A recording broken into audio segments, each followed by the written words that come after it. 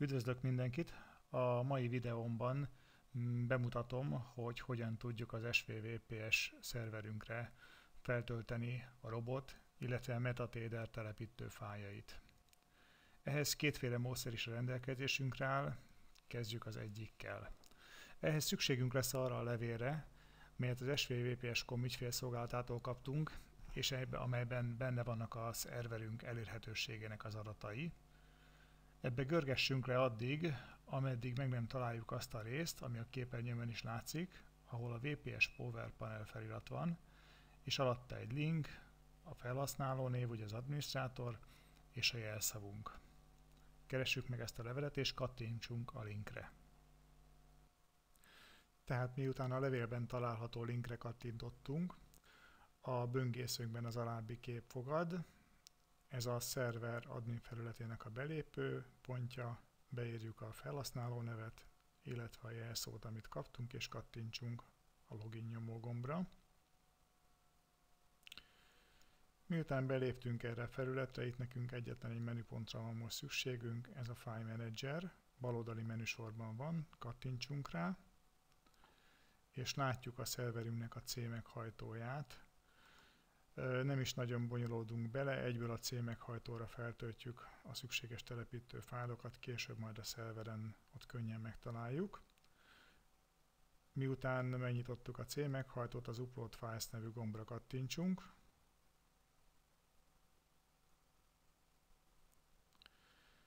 És ez már is egy ilyen ablakot ad elénk, ahol a fájl kiválasztásával kiválasztjuk azokat a telepítő fájlokat, amiket szeretnénk feltölteni. Itt a számítógépünket tudjuk böngészni, megkeresve a telepítő fájlokat. Nekem pont feldobta azt a mappát, amiben ezek találhatóak. Töltsük fel a kezdésnek a FabTurbo-nak a telepítő fájlját. Nyomjuk, lehet több fájlt is feltölteni. A plusz nyomógombra kattintva egy másik fájlt is hozzá fogunk tudni adni. Legyen az a Metadata telepítő fájlja. És mikor ezekkel meg vagyunk, akkor kattintsunk az Upload nyomógombra. Itt a képernyő bal alsó sarkában látjuk a feltöltés jelenlegi állását százalékos arányba mérve. Ne felejtsük el, hogy a szerver az tőlünk több ezer kilométer távolságra van, és közöttünk csak az internet kapcsolat van. A feltöltés egy kicsit hosszabb időt fog igénybe venni, de minden bizonnyal sikerülni fog. Ha mégis valami hiba van, akkor javaslom, ismételjük meg ezeket a lépéseket még egyszer. A következő részben már a szervert fogjuk látni, és ott megmutatom, hogy mit és hogyan fogunk tudni telepíteni ezekből a fájlokból. Most pedig lépjünk be a távoli asztali kapcsolat segítségével a szerverünkre. Ezt a távoli asztali kapcsolat programot a Start menü, Program Files, kellékek útvonalon keresztül tudjuk megtalálni, XP számítógépen, de hasonló útvonalon található Windows 7-est, illetve Vistát futtató gépeken is.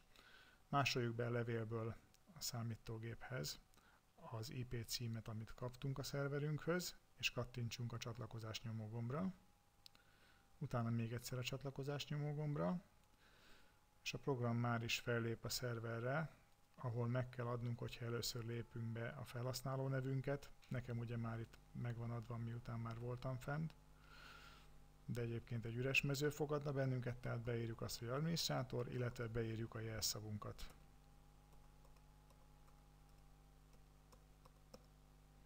Ez megvan, az OK gombra kattintva belépünk a szerverünkre. Ez gyakorlatilag egy ugyanolyan számítógép, mint a miénk, csak kicsit távolabb tőlünk, egy biztonságos helyen van elhelyezve. A telepítő fájlokat, amiket feltöltöttünk, most a Start menüre kattintva a My Computer, vagy akinek magyar nyelvű a felülete, ott a saját gépen keresztül fogja megtalálni. És ugye a címekhajtóra másoltuk, tehát akkor kattintsunk a címekhajtóra, és itt van az a két fájl, amit az előbb feltöltöttünk.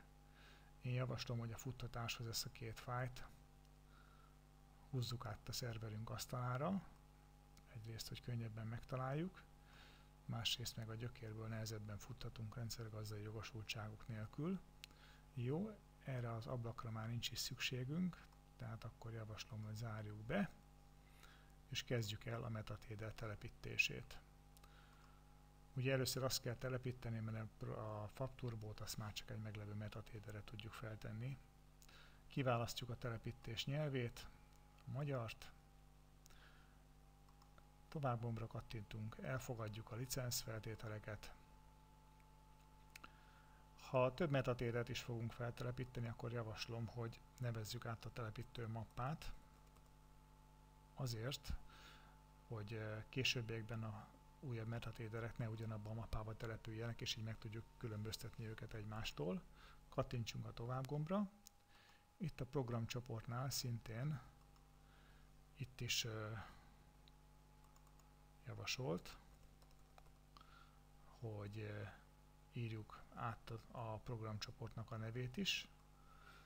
Tehát miután átírtuk a telepítők mappát, átírtuk a programcsoport nevét, kattintsunk a tovább gombra, és már is gyorsan pillanatok alatt megtörténik a telepítés, és akár futhatjuk is a MetaTradert,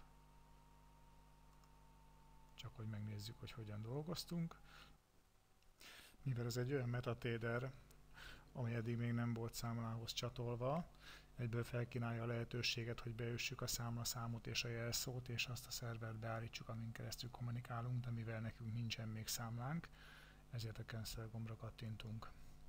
Számlát úgy tudunk nyitni, hogy itt a navigátor részben jobb egér gombbal az accountra kattintunk, és felkínálja az Open an Account, tehát nyissunk számlát lehetőséget.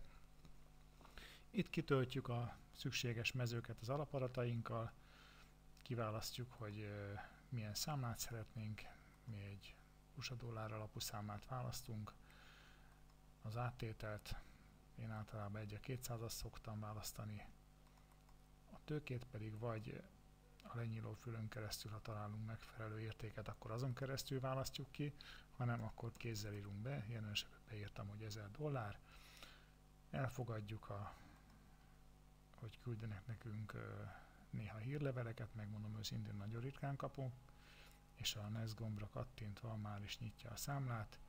Itt, amelyik gyorsabb, illetve rövidebb a válaszideje, azt a szervert kell választani, de alapesetben azt is kínálja fel, és a Next gombra kattintva már nyílik is a számla, és jegyezzük meg ezeket a számla adatokat, a számlaszámot, a jelszót, illetve az investor jelszót, ez egy olyan jelszó, aminek a segítségével csak nézni lehet a számlát, ha belépünk vele, de módosítani nem tudunk rajta. Ezt, hogyha valami ismerős, aminek szeretnénk megmutatni, akkor ennek a segítségével lesz rá lehetőségünk.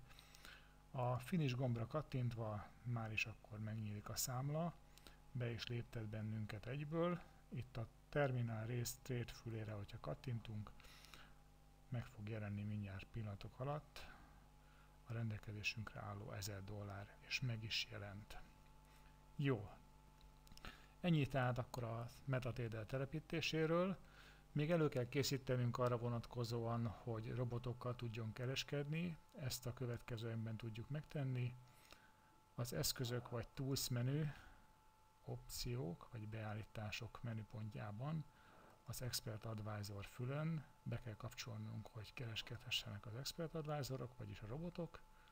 Engedélyezzük a kereskedést, engedjük a DLL importokat, illetve nem akarunk minden egyes ilyen kérelemmel manuálisan jóvá hagyni, ezért kivesszük a pipát innen, és leokézzük. Innentől kezdve a MetaTraderünk az már is alkalmas robotokkal való kereskedésre, már csak az a lépés van hátra, hogy feltegyünk rá egy robotot. De ez a következő videónknak a tartalma lesz majd. Köszönöm a figyelmüket!